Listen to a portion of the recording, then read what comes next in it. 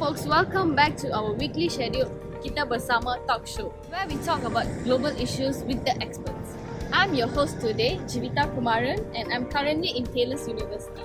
And now let's welcome our candidates of the day.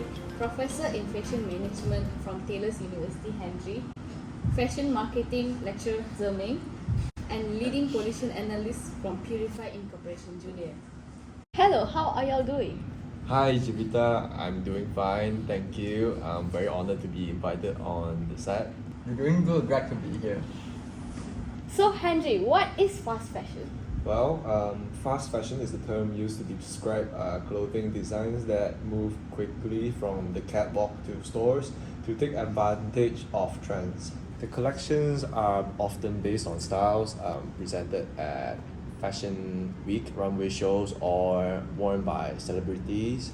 Fast fashion shows allow mainstream consumers to purchase the hot new look or the next big thing at an affordable price. Interesting. So the concept is like speedy trends that go in and out of style. Can you give us some examples of fast fashion brands? Yeah, there are Zara, Shein, Fashion Nova, H&M Group, Uniqlo, Mango, Gap. These are fast fashion brands. And as for the sustainable fashion brands, there are like Girlfriend, Collective, Outerknown, Everlane, Nudie Jeans, Organic Basic, Reformation, and Mud Jeans. Wow, has fast fashion been around for a long time, or is it something that just became known recently? Can you tell us about the origins of fast fashion?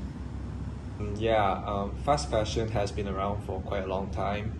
During the 1990s, retailers began to introduce trendy, cheaply priced, poorly made clothes on a weekly basis. Style became cheap, convenient, and consumable. The issue of fast fashion can be traced back into the unethical business practices of corporations and companies due to many consumers not being able to afford ethically produced fashion.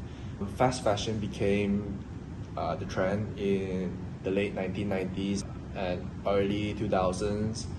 Today, H&M Group is a major player in the fashion industry, which the media call the rise of the fast fashion giant H&M. Oh, that's interesting. I kind of didn't expect that fast fashion originated from the 90s. That's quite surprising. Yeah, these fashion giants have been profiting quite a lot of years. Zhe Ming, what is it that you teach in fashion marketing exactly?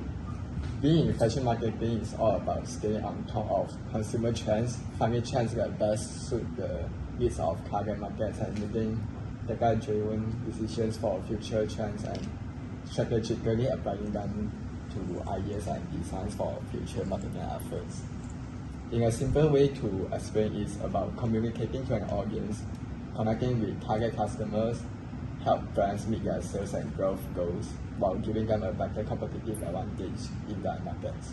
Oh, that's very intriguing. Then what can you say about the reason why fast fashion is so appealing these days? There is a hangover of consumption due to the low price. Consumers are buying more attaching less sentimental value to clothing. Social media platforms such as YouTube, Instagram, and TikTok have helped to popularize trendy and affordable clothing instead of designer and retailer setting trends based on their newest releases. Social media has empowered consumers to dictate trends. For example, a post on Instagram by YouTube Emma Chamberlain saw an increase in demand for flare yoga pants. And clueless overnight, fashion houses have a negative impact on purchasing habits. With the rise of TikTok and YouTube, many influencers have promoted brands such as Shein, where influencers own expensive purchase of a wide range of clothing. Social media have emerged as the primary destination for consumers seeking fashion and lifestyle-related digital content. Instagram is the most effective platform for clothing retailers and one of the most influential platforms for fast fashion retailers. Many retailers post videos, Instagram stories, and shareable content links. This enables users to seamlessly transition from browsing to purchasing. People are naturally drawn to fast fashion due to the affordability and trendiness. As a result, social media contributes to the popularity of these brands. I have heard of many negative effects of fast fashion. But are there any positive effects of fast fashion? The affordable prices, of course, but not only does fast fashion encourage consumers to buy more, boosting our economy, it also presents many jobs in developing countries, despite the popular notion to view the workers as being underpaid for their work. It's important to look at the specific country's economic state and to recognize how companies are aiming to improve wages, bettering workers' life and the country. Again, my scientist friend here, Julliane, can explain you more about the negative impact of fast fashion. Hello, I'm Julliane, a pollution analyst working for Purified Inc.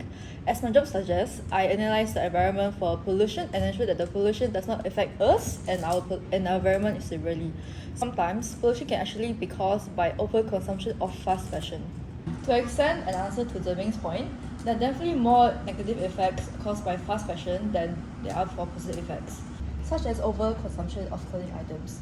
Since there is currently no waste infrastructure to support such high rates of consumption, this has had a big impact on the environment. To add on, during the pandemic, I'm sure most of us has bought clothes online, whether it's from Shopee, Lazada, or any online shop, right? For cheap, trendy clothing became a lot of people's favorite pastime. A 2020 World Economic Forum (WEF) report claims that since 2000, clothing output has nearly doubled. The worst part is that each year, 85% of these clothes end up discarded in landfills. Wow, those effects do sound very concerning. And there are many more, such as worker exploitation by the fashion industry, low quality and non-durable clothing, carbon emission and wastewater produced, and many more.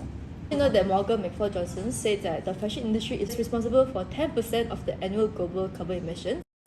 There are also many other effects that affect the environment negatively, such as 500,000 tons of plastic microfibers are dumped into the ocean every year. It's the equivalent of 50 billion plastic bottles, said by World Economic Forum. And coming back to the wastewater produced, Business Insider further warns us that because the water left over the dyeing process is frequently poured into ditches, streams, or rivers, textile dyeing is the second largest cause of water pollution in the world.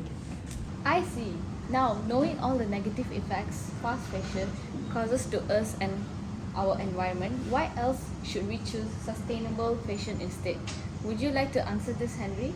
Well, it saves natural resources. A study from 2015 shows that 97% of what goes into making clothes are new resources, with only 3% of it being recycled materials.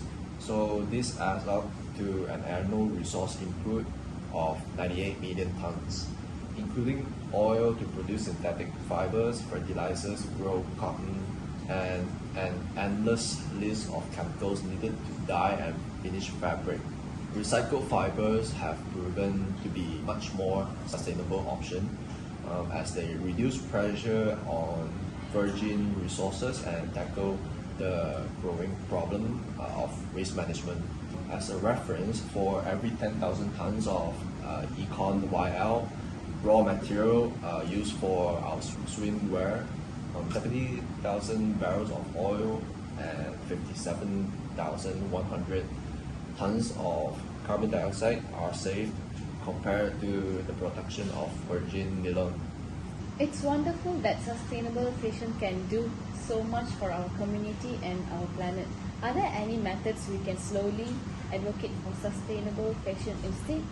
What can we do to implement sustainability in our wardrobe to decrease overconsumption? Yes, we can slowly advocate for sustainable fashion. Wear what you already own. Find fresh ways to style your already worn clothing. Look into your closet as well before getting any new. And it is okay to repeat outfits. By wearing and recycling the clothing you own, you can resist the fashion industry's relentless push for consumption. And to answer your second question, you can buy second-hand clothes or even rent them. Thrift stores can be found all over the world. Numerous websites and apps also provide a variety of second-hand clothing options, from the least expensive to name brand clothing, and for clothing that you won't be using frequently or for a long time, such as baby or pregnancy clothes, party dresses, and so on. Very good points, Henry. I think it's wise for everyone to slowly transition from fast fashion into making more sustainable choices in the fashion we wear every day. So, Julliane, can you tell us about the recent statistics for clothing sales in these few years? How has fast fashion changed clothing sales? Of course, sales of clothing increased from 100 to 200 billion units annually, although generally the average number of wears per item falls by 36%. Due to their low prices and ability to keep up with demand, through frequently changing fashion lines and ranges, fast fashion enables buyers to purchase larger quantities of clothing, which leads to people only wearing each clothing lesser. Follow up to what Julliane said, I think it's important for people to realize that you can be both stylish and sustainable with fashion at the same time.